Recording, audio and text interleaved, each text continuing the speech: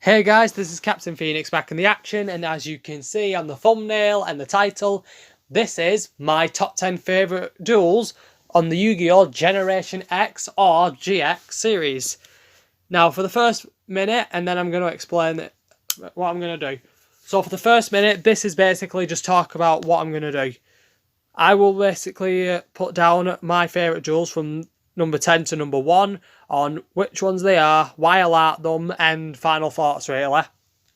Also, and it's usually an estimate of 2 minutes that I try to do for each duel.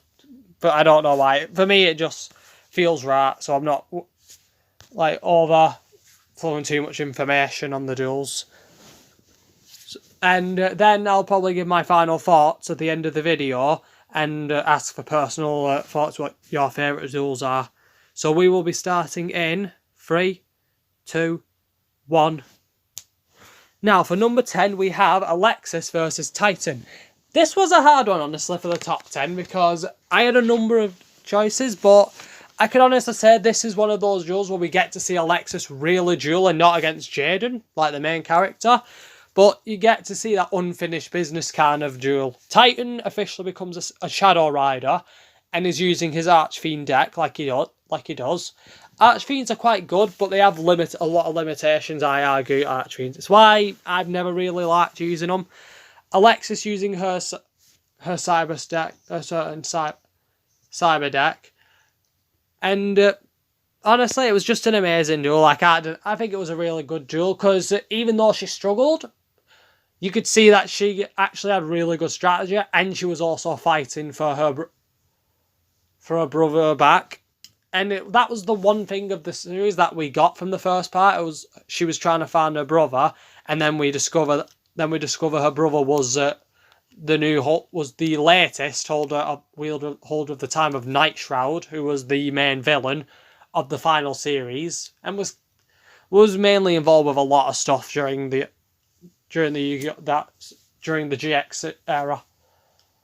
And overall, like the final thoughts are, like I said, it's just a real good duel. You get to see Alexis really duel proper against other characters. There are other duels where she duels against her brother, for like to becoming a dual duet thing. When she fights against Chaz on the Society of Light, that was season 2. And like I said, there's a lot of them out there. A lot of duels out there where she's good. Even in the Archive series, she has really good duels there, which I'm glad during that series they gave her a shot at that new one to show off her skills and the new cards, really. Now, next we have, for number 9, Crowler versus Boneparte. I weirdly like this duel. It's it's like a comedy duel, really. What it's really about is Crowler's defending the Red Dorm staying, and Boneparte basically wants to tear down the Slifer Red Dorm, which he can't do because he lacks the authority as Vice-Chancellor. So in the tradition, they settle it with a duel, Crowler using his Ancient Gears and Boneparte using a toy deck, which I still hate. I still hate that they have not made those cards into circulation, because I can imagine a lot of people playing those really for fun. Because they are a fun deck, by the looks of it. And Boneparte gets a lot of advantages at first because he's watched Crowler duel and he studied his original moves. But then Crowler manages to get the upper hand, and they do like a little rule thing. Every time Crowler loses life points, a piece of the dorm gets torn down, and every time Boneparte loses life points, the dorm gets fixed, which it's ridiculous, really. It's funny and ridiculous. But then, for the last bit, Crowler manages to get back control of his Ancient Gear Golem when he manages to destroy the chains, like similar to Fiendish Chains. But then for the final one, plays Zero Gravity, which switches all the modes. So then Crowler manages to inflict the piercing damage for the last bit. And like I said, overall, the final duel, it was quite fun. It was a quite fun duel, really. Like, I just can't describe it any other way. Like, it was just really fun. Let's see. The strategies were nice. Like, it was like a basic duel, like one of those little filler duels. But I kind of enjoyed how it went overall, because it showed like how you can change around some strategies, like when you have a deck that's slightly adaptable. Now, next for number 8, we have Sartorius versus Prince Ojin. I think he's called. I can't memorize the pronunciation. Now, Sartorius, as we know, uses the Arcana Force cards. Basically, they're based on the fortune-telling cards. I can't remember the name of them. And Prince Ojin actually has a satellite cannon-based deck, which you don't really hear of. One of the things I liked about this duel was that, like, because it was a satellite cannon deck, you never see that card anymore, which is fun. And basically, Sartorius was really about to win the duel because he basically made Sartorius skip his turn and basically was able to power up his satellite cannon with enough attack points to defeat Sartorius with a direct attack. But then Sartorius used his effects and actually managed to inflict a lot of effect damage to the prince. What made it even more ridiculous in that duel was Sartorius won by having 0 turns. Because his turn was officially skipped, he didn't have an official turn, so therefore he won with 0 turns, not 1 turn. Because it was still the prince's move when he played all of his effects. So, like, overall, it was a quick duel, but it was really, like, just one of those duels, like, just makes your jaw drop, I think. Like, then he seriously beat him and didn't even have a turn, he just played all those cards. Like, that just shows you, like, don't underestimate your opponents just because they're playing with fancy toy decks. And I still hate that I hate that they haven't added any of the other satellite cards in, because I would have built some cards based on satellite cannon and like probes and everything to support the deck. But overall, it was quite a fun duel, is my thoughts on it. Now, next we have Chaz versus Slade. Now, if I remember, this was another filler duel, but it was a really fun duel because it literally showed strategy with limitations.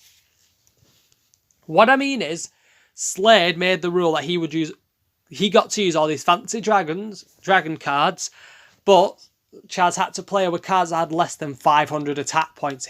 All of his monsters couldn't have anything more than that. Which in my opinion is ridiculous, but so we had to get a bunch of scrap cards, at which then he managed to get Ojama black and green. So the Ojama trio brothers were back. And then Chaz literally showed the dueling world that you don't need high-powered monsters to win a duel against a high-powered deck a lot of the time. And Luster Dragon decks aren't even that big and fancy. The cards Slade was using, it was literally based on basic attack and fusion in. It had no real defense. It had nothing proper. Nor did Chaz's deck, but like I said, there's a lot of things you can do with Chaz's deck that can make it a lot more winnable, like he did with Chaos Necromancer, and got that monster like way higher than attack points higher than naturally it should have been. Which Chaz won, and then he has a bunch of spirits now in his dorm room, like we see. And Kaiba basically made the terms and accepted them, and he literally said that he knew Chaz was going to win, because I agree. Those two brothers have got a lot to learn when it comes to conquest. The first rule, never underestimate your opponents. Always assume your opponent's stronger than you, even if they seem weak. But overall, like I said, overall in the duel, it was a fun duel. Like, you just got to see a lot of fresh ideas, really. A lot of NASA strategies put in. Now, next we've got Jaden versus Zane round 2. Now, this was the final duel, which I think was a 2-parter episode on the final season of Season 1. Now, basically, Zane's graduation day was done, so now Jaden was going to become officially the top student in Duel Academy now. And it was a fun duel because you got to see monsters that were going way over the limitations of what we're naturally used to seeing, like over 10,000 to 20,000 odd, and like, all Crowler saying what I would say, is that officially allowed? Like, can they even have attack points that high? But everyone was saying, like, who cares? Let's just, like the Chancellor saying, who cares? Let's just go for it. You know, let's see how far this can go. But overall, what made the duel more fun was Jaden got to duel like himself. Like, he got most of the part of the series, he was stuck fighting the Shadow Riders, saving the world. then he forgot what real dueling was like, how to actually enjoy dueling, have fun. Which is what Jaden was when it came to dueling. He was always having fun. Then for the final duel, final card, I can't remember the name of it, but basically it officially ended the duel in a draw, which Zane and Jane were both happy with. They were just both laughing and having a good time. Which, in my opinion, that does show what dueling's really all about. Which I'm really glad that they did that. Like, they're just showing, like, something, big duels don't have to end with, like, threatening situations. Sometimes it's just having a good load of fun. That's what's really important. That's what's really important in Yu-Gi-Oh! It's like, and dueling and anything, it's about having fun and just doing your best and just enjoying everything you do and laugh. But I can't really say anything else really other than that. It was just an amazing duel. Now then, I am on number 5, Jaden Vs Amneal, or Professor Banner. Now, what made this duel really good was because I mainly liked Amneal's deck, because I'm a big science nerd and historical nerd as well, so I like chronomalies and all. But what made this duel really good as well was, like, Jane had to literally adapt a lot better than he was used to. Because to defeat Amneal, he had to break those limits he's used to, the basic rules of dueling, to go against someone as strong as him. And we discover more about Professor Banner, and we learn, basically, he wanted to stop the real villain responsible by forcing Jane to become stronger, so when he faced him, he could defeat him and the other Shadow Riders. But, you know, basically Banner gave his own life so Jane could have a fighting... So all the students could have a better fighting chance. And the alchemy deck, which I loved the most, that it was basically based on the principle of alchemy, destroying the old ways to recreate something new. And Jane even gets a card based on it, the Philosopher's Stone, which is, for those who don't know, the crowning jewel of all alchemy because of its properties. The elixir of life, which can make the drinker immortal, and it can transform any metals into pure gold, which is what you have any alchemist, but the only one to ever create that was Nicholas Flamel, the only ever known alchemist to have ever, according to records, have ever forged one. But the alchemy deck was it was just a fun deck, and we've had a look at it, and we've actually tried dueling with it.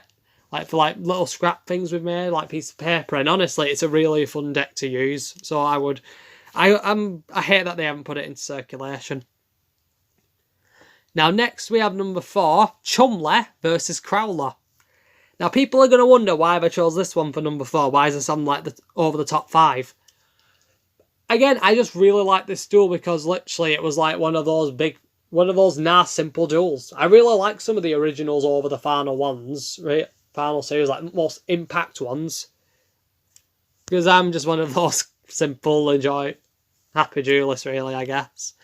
But you got to see Chumley like playing like really good. Like, we saw him play up against his dad, who uses a chili deck, chili sauce deck, or an alcohol deck if you watch the Japanese version, and it was just a good duel to watch because not only does Crowler have to push Chumley to really show him as well, like proving his abilities, it gave Chumley the chance to do what he wanted, design more cards for Pegasus, because Pegasus wanted him to design cards, and that was because Pegasus actually let Chumley won the card design competition, and he got his card printed into circulation, which he uses against Crowler, and nearly won, by the way. He nearly won against Crowler, but then Crowler played limiter removal, which then allowed Crowler to win and Chumley to lose.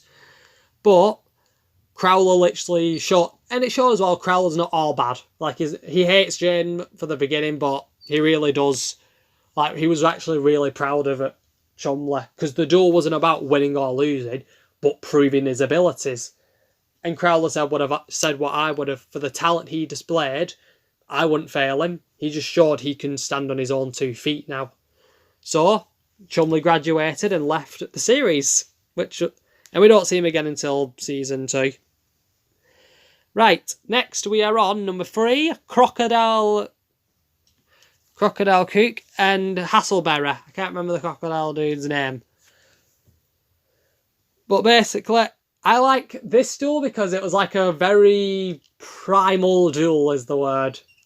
Because Crocodile Cook was using a fossil deck and Hassleberry uses dinosaurs. So like you were playing with future, kind of like a future perspective of the dinosaur decks, because technically, and Cook was telling him that Hassleberry and Shirley, his crocodile, were actually cousins, which is true, because crocodiles, ostriches, a lot of birds like chickens and everything else, a lot of birds are descendants of dinosaurs. So if you think about it, all of the animals most of the animals we are petting are basically the descendants of dinosaurs.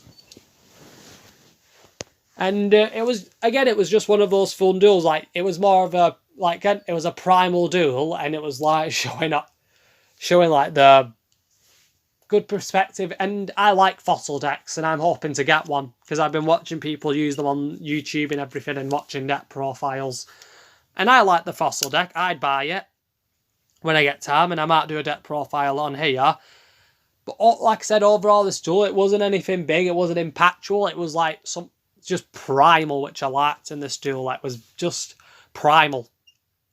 You know, there was no big thing. It was literally fossils versus dinosaurs, which, if you think about it, is if I was the one dueling Hassleberry, I would have said, take a good look at these fossils, because that's what your dinosaurs are going to be in a few turns.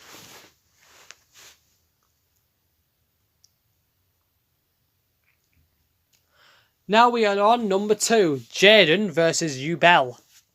Now, this was a hard one. The last top two were very hard, but I can't deny I really like these ones.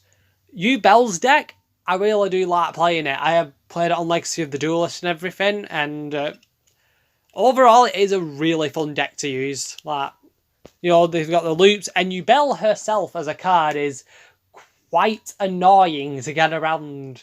Like if you have to, when you end up needing to attack her, and then she just keeps damaging you. Like, so you have to just you'd have to just play really weak monsters if you can't get around it. And I've seen players who have used Yubel in real life with Savage Coliseum and everything, so she can keep, even though they gain life points, she uses it. She ends up using it also. She can so that player can end up just really wrecking their opponent, really. I'm trying to think of everything else, but it was one of those impactful duels. Like, Jaden had a responsibility now to look after Yubel, and using super polymerization, fusing himself with Yubel, so then Yubel could never leave him, and he would never leave Yubel. Which, I like the meaning behind that. Luckily, for those who don't watch Season 3, Jane does come back, and then we get more duels along the way, and I would really watch it. Even if you don't really watch the sub, watch it, because it's really good. Because a fun fact, I think some people can start guessing what my top all favourite duel is. And some people might say, yeah, there's better duels, but like Jaden versus Yugioh, but I argue no, actually. There's a reason why I think this one's the best of overall. But overall, like I said, the duel was just excellent. Right, now we are on number 1. Jaden versus Nightshroud. The final night, and by the way, not the first one where he's Jaden, where he possesses Alexis' brother. This is the Nightshroud, the final boss of the final season, like before Jaden has to ends up dueling Yugioh. What I love about this deck was just the atmosphere around Nightshroud's final form, and everything was just perfect for the character and how he's progressed to this one moment. And what made this duel even more intense was actually how he showed the future of what the world will be. Now, many people like me have actually speculated this could have been the future scene in 5D, in the series 5Ds. Like, that's based on the time travel, based on the movie Bonds Beyond Time, which is a must-watch, people. Please watch it. It's just amazing. But I can't remember, but then when we see Yubel fuse with Neos to create that fusion monster that I'll show here, but seeing how how everyone sees Jaden in the final turns go up against Nightshroud with Neos God was just amazing. That's just it. It was just amazing, that duel.